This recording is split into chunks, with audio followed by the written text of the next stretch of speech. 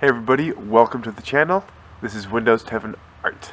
So how do we start a seascape painting? You may be thinking, well, isn't it as simple as you have an idea in your head and you just paint it onto the canvas? You can do it that way, but as I have found out through several years of experience painting, it really helps to have a plan.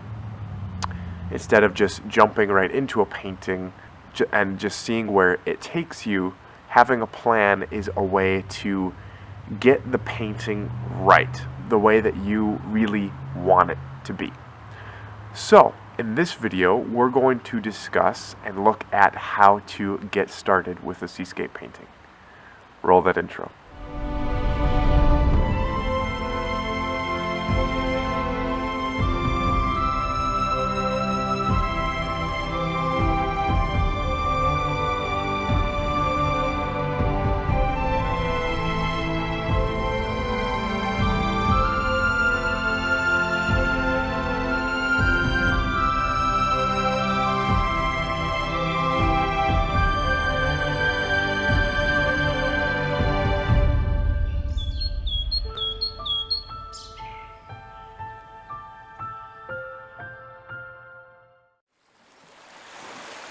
Seascapes are one of my favorite subjects to paint.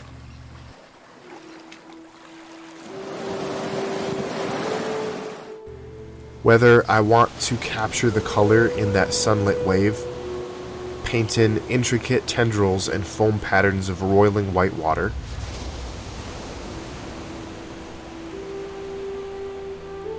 or depict the power of a storm-troubled ocean casting waves at the shore and battering stone, seascapes are among the most interesting and satisfying compositions to undertake to paint. Maybe you want to paint a single curling wave, or perhaps something more serene, like a strand of sandy shore. Or maybe you're going for a tropical seascape with calm winds and lazy palm trees.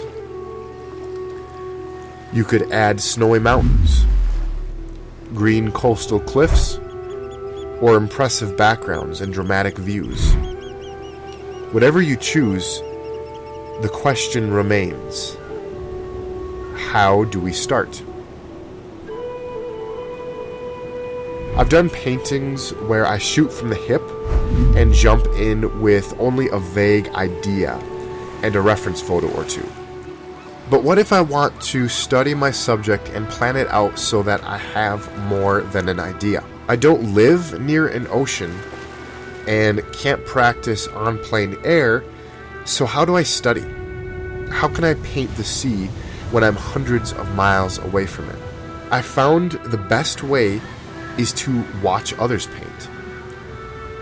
I say this a lot, but it's true. You can learn simply by seeing someone do it.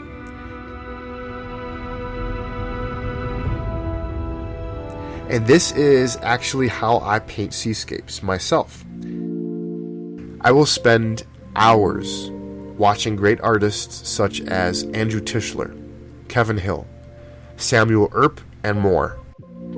I learn techniques and pick up tricks and methods from others' experience and apply their knowledge to my own practice.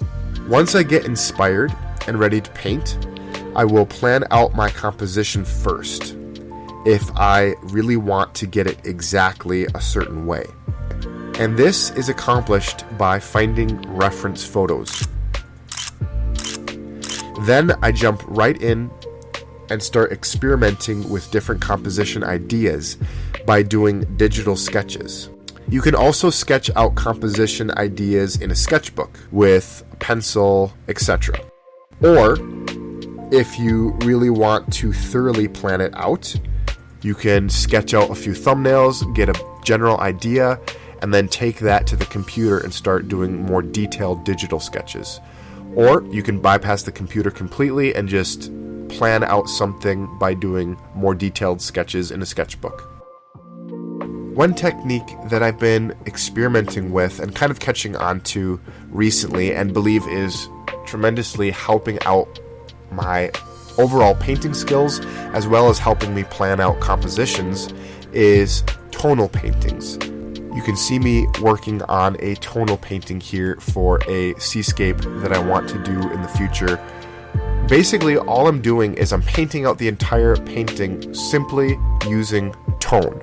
Tone is essentially the relationship between darks and lights on a scale of black to white. In this case, I'm using more of a burnt sienna color, but you can see that I'm mapping out where the shadows will be, where the highlights will be, and I can really develop something pretty quickly because I'm bypassing all of the extra stuff that you'd be using in a painting like color, etc.